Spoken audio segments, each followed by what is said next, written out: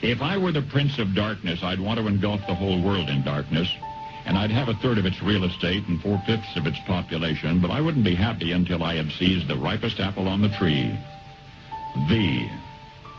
So I'd set about, however necessary, to take over the United States. I'd subvert the churches first. I'd begin with a campaign of whispers. With the wisdom of a serpent, I would whisper to you as I whispered to Eve, do as you please. To the young, I would whisper that the Bible is a myth. I would convince them that man created God instead of the other way around. I would confide that what's bad is good and what's good is square.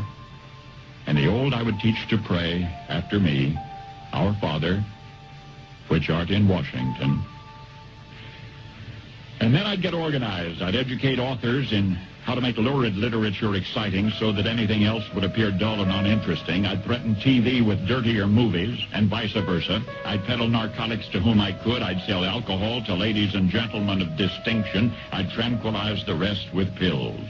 If I were the devil, I'd soon have families at war with themselves, churches at war with themselves, and nations at war with themselves, until each in its turn was consumed. And with promises of higher ratings, I'd have mesmerizing media fanning the flames. If I were the devil, I would encourage schools to refine young intellects, but neglect to discipline emotions. Just let those run wild. Until before you knew it, you'd have to have drug-sniffing dogs and metal detectors at every schoolhouse door. Within a decade, I'd have prisons overflowing. I'd have judges promoting pornography. Soon I could evict God from the courthouse, then from the schoolhouse, and then from the houses of Congress.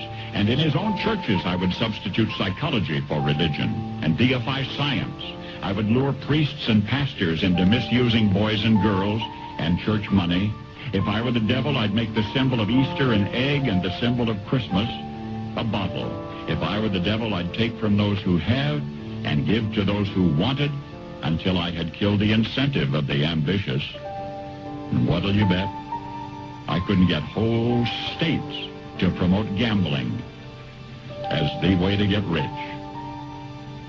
I would caution against extremes in hard work, in patriotism, in moral conduct. I would convince the young that marriage is old-fashioned, that swinging is more fun, that what you see on TV is the way to be. And thus I could undress you in public, and I could lure you into bed with diseases for which there is no cure.